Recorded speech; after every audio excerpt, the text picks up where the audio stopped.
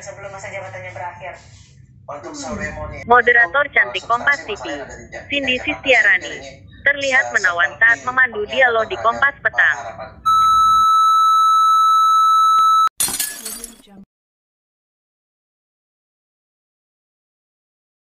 Selamat sore Mas Adi, Mas Justin. Ya, selamat sore Mbak Cindy. Baswedan sampai saat ini. Dari 1 sampai 10 kita beri nilai 3 untuk Bapak. 3, kenapa? Nilainya 3, jadi begini Mbak. DP rumah 0%, itu kan targetnya kurang lebih sekitar reklamasi seperti yang dilakukan oleh Ahok. Nyatanya pada tahun kurang, kalau nggak salah ya 2018 kan ada IMB untuk Teluk Jakarta. Bahkan misalnya juga mengeluarkan tentang perluasan kawasan Ancol yang juga diprotes oleh banyak orang.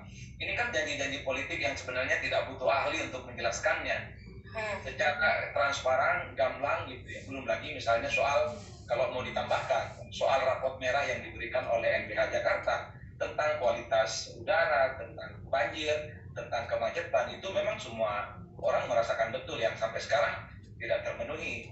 Misalnya soal banjir, belum satupun ada sungai yang kemudian misalnya dinaturalisasi ataupun diperlebar atau apapun lah judulnya gitu sebagai upaya untuk mengantisipasi banjir. Yang ada justru adalah sumur resapan yang itu membuat banyak orang menghujat Anies. Kan itu juga menjadi pertanyaan penting ternyata di 5 tahun ini. Pekerjaan apa yang menurut Mas Adi sudah dilakukan, harus sudah dirampungkan oleh Anies Baswedan sesuai dengan janji-janjinya ketika menjadi Gubernur DKI Jakarta? Di stadion yang melanggar undang-undang, setidaknya Anies mendapatkan kredit poin dari sejumlah buruh dan masyarakat yang terdampak dari kenaikan itu. Dan tentu kalau ditunggu soal perjudian Formula E karena Formula E sampai sekarang kan tentu ini akan justru menambah positif Anies atau justru menambah rapornya semakin merah. Kan ini yang kemudian sedang ditunggu. Kalau betul Formula E tidak menguntungkan, tidak ada insentif yang kemudian membuat Jakarta jauh lebih maju, mendapatkan insentif jauh lebih banyak, ya itu Anies bukan hanya 3 angkanya, ditambah tuh sama teman-teman PSI 0% nanti. Mas Justin, dengan sisa waktu ada 8 bulan untuk Gubernur DKI Jakarta Anies Baswedan sampai berakhir masa jabatannya, Anda melihat sisa waktu ini bisakah janji-janji yang belum dituntaskan, kinerja-kinerja yang dikritisi oleh PSI dituntaskan atau diselesaikan oleh Anies Baswedan? Iya, terima kasih Mbak Cindy. Karena eksploitasi air tanah dalam ini menyebabkan penurunan permukaan tanah, sehingga bertambah banyak spot-spot banjir kita. Belum lagi masalah sampah kita yang sudah 7.000 ton per hari. Itu terus-menerus dikirim ke Bantar Gebang dengan biaya transportasi 600 miliar per tahun, dengan sewa Bantar Gebangnya lagi 400 miliar, 1 triliun per tahun tanpa satupun ada ITF-nya. Jadi masalah-masalah seperti ini saya kira nggak mungkin dia bisa menyelesaikan satu masalah atau mereduksi secara signifikan dalam sisa waktu yang ada ini. Mungkin dia maksimal ya seperti biasa ngasih makan kucing, ngurusin warna genteng, bikin monumen dan lain sebagainya. Mas Adi, tidak mungkin ada kinerja yang diselesaikan Anies Baswedan merampungkan janji-janjinya di 8 bulan terakhir masa jabatannya.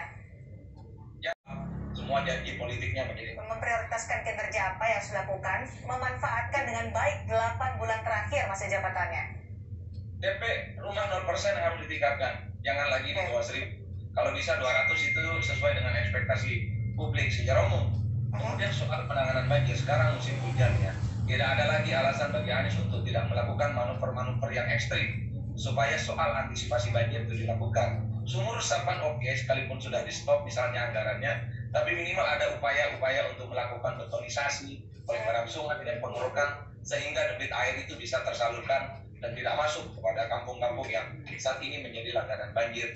2 hal itu yang paling mungkin, yang lain-lain kok rasanya agak sulit. Dan sebelum masa jabatannya berakhir. Untuk seremoni untuk substansi masalah yang ada di DKI Jakarta, saya pikir ini seperti pengkhianatan terhadap harapan masyarakat. Soal 22 masa jabatannya sebagai Gubernur DKI Jakarta berakhir. Saya memprediksi 3 hal, hilang air 2023. Kalau tidak, ya karir politiknya akan wassalam dan tamat. 2022 Oktober berakhir, kalau memang tujuannya ke Pilpres 2024, apakah ketika ia tidak lagi menjabat sebagai Gubernur DKI Jakarta menguntungkan Anies untuk bergerak lebih leluasa lagi untuk menyasar Pilpres 2024 menurut Anda?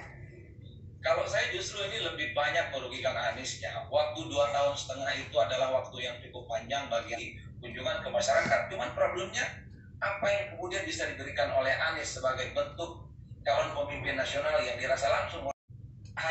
dikunjungi dan diajak selfie. Mereka butuh mereka yang nggak kerja kemudian menjadi kerja, yang anak tidak sekolah kemudian menjadi sekolah, kemudian yang tidak berkualitas juga. Karena banyak sekali konstruksi-konstruksi di Jakarta menggunakan dana yang sangat besar, ternyata hasilnya juga sangat buruk kualitasnya.